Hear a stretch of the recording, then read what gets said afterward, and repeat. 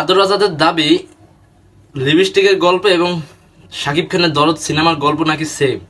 এই বিষয়টা নিয়ে সামাজিক যোগাযোগ মাধ্যমে বেশ আলোচনা তৈরি হইতেছে, কারণ সামনে ঈদ, আলোচনায় থাকতে হবে, সমালোচনা যাতে মানুষ করে। এখন বিষয়টা হয়েছে, আদর আজাদ দাবি করছে লিপস্টিক সিনেমার গল্প এবং দরদ সিনেমার গল্প নাকি সেম। এটা তিনি অন্য মানুষের কাছে শুনছে এবং কোন ইউটিউবার নাকি বলছে তাকে। আদর আজাদের এই মন্তব্যের পর অনন্য মামুন কিন্তু কড়া একটা জবাব দিছে। দরদ সিনেমার 1 মিনিট দৃশ্য কেউ যদি নকল বের করতে পারে তাকে 1 কোটি টাকা দেওয়া হবে পুরস্কার। এখন এই বিষয়টা নিয়ে সামাজিক যোগাযোগ মাধ্যমে বেশ আলোচনা তৈরি হইতেছে। এখন এই বিষয়টা কেন আসলো, আদর আজাদ কেন বলল? যদি লিপস্টিক এবং দরদ সিনেমার গল্প এক হয়ে থাকে, যেটা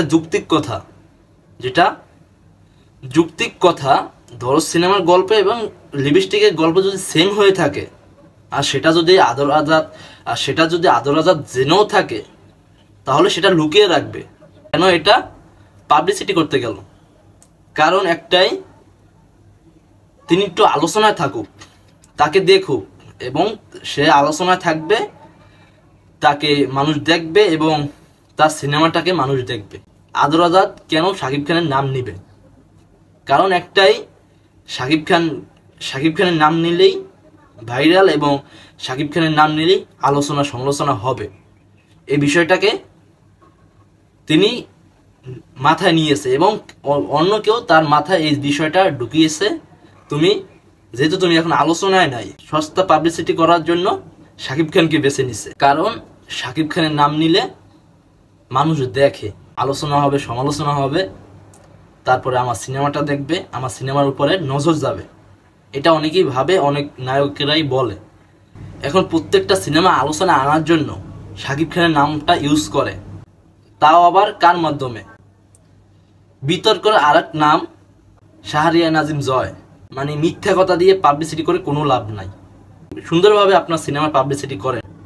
আপনারা জানেন রাজকুমার সিনেমার একটা হাইট অন্যরকম আছে। প্রত্যেকটা সিনেমা হলের মালিকরা তারা চাইবে এবার ঈদে তারা একটু ব্যবসা করার জন্য, যাতে তাদের ব্যবসাটা হয়। এখন আপনার সিনেমা এনে যদি ব্যবসাই না হয়, তাহলে আপনার সিনেমা কেন আনবে? যে কয়টা হল মালিক আছে সবাই চাইতেছে রাজকুমার সিনেমা চালানোর জন্য, কিন্তু হিমেল আশরাফ এবং আশরার আদনান কিন্তু সবাইকে সিনেমা দেয় নাই। ব্যক্তিগত মন্তব্য, আপনি দরদের নাম কেন উঠাইছে? যেন আপনাকে নিয়ে আলোচনা হয়। এই মন্তব্য করার পর অনন্য মামুন কিন্তু কড়া জবাব দিচ্ছেন, যেটা অনন্য মামুন সবসময় করে থাকেন। দরদ সিনেমা নিয়ে ব্যাড মন্তব্য করে, তখনই কিন্তু অনন্য মামুন সরাসরি লাইভে এসে কড়া জবাবটা দিয়ে দেন। অনন্য মামুন এখন আছে দুবাইতে, ব্যবসায়িক কাজে আছেন। তিনি কিন্তু এই আদর আজাদের মন্তব্য করার পর ফেসবুকে একটা স্ট্যাটাস দিচ্ছেন এবং একটা রিলস ভিডিও আপলোড করছেন। সেখানে কিন্তু তিনি কড়া জবাব দিচ্ছেন।